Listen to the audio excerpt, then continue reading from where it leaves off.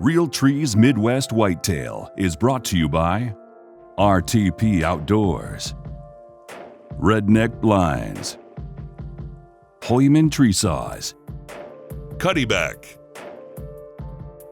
Ozonics, Nikon, Easton Arrows, America's Best Bowstrings, Viking Solutions, and Real Tree Edge. Hunt with an edge.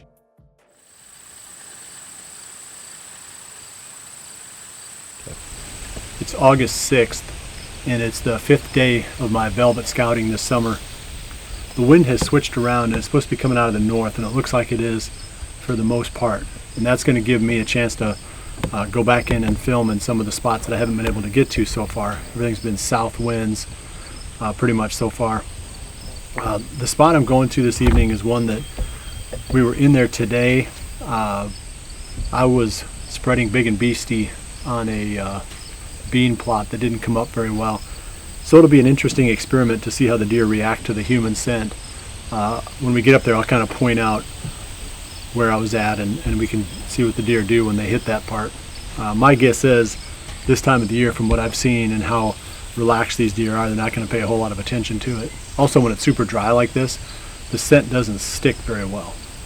It just really kind of evaporates and dissipates really quickly.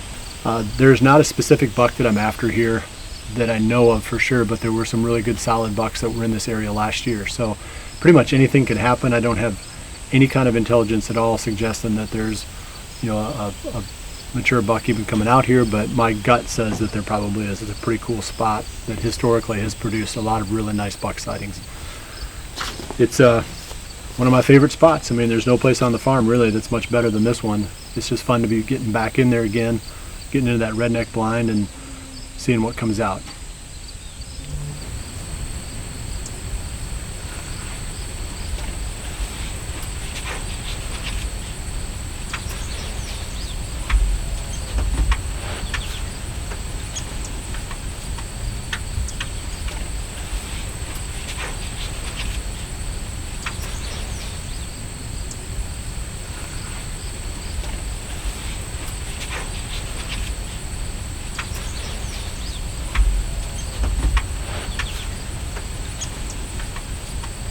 I've got about 30 to 40 minutes left until we're going to run out of camera light here. We have seen, there's 3 of us in the blind tonight. Myself and Josh and one of our interns, Max. So I've been filming by myself for 4 days, and now I'm covered up with people. But fortunately I've been covered up with deer too. Behind the blind, in the direction where we normally don't consider trying to shoot, there's a big food plot back there that normally it's just for feeding deer, not necessarily for hunting. Most of the shots and the opportunities come in front of the blind, which is the side that I'm filming out of. But anyway, there was a pile of them in the back of the blind tonight. They're still back there, but they're quite a ways away now. One of them was a real big frame deer, and he was in and out of there so quick we didn't get a chance to film him, and I looked at him through the binoculars, but I couldn't tell for sure what he was. But that was encouraging, so I'm gonna have to come back again sometime here, maybe in the next week, and try to set up on that plot, like maybe get in the weeds someplace on the edge, and then just film that bigger plot.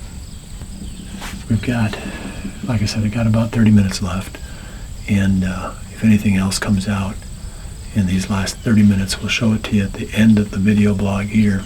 Otherwise, I'm going to keep trying to get out every evening, so keep checking back, and little by little I should be able to zero in on a good buck here if I put enough time in.